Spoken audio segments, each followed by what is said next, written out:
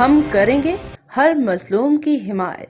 السلام علیکم، میں ہوں حرین فاطمہ اور آپ دیکھ رہے ہیں حمایتی نیوز HD چینل۔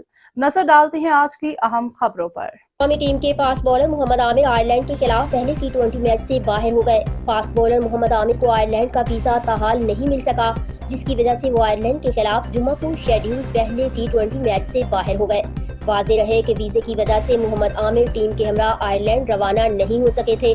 32 سالہ عامر نے گزشتہ ماہ نیوزی لینڈ کے خلاف T20 سیریز کے دوران 4 سال بعد انٹرنیشنل کرکٹ میں واپسی کی، جبکہ انہوں نے 4 میچز میں قومی ٹیم کی نمائندگی کی۔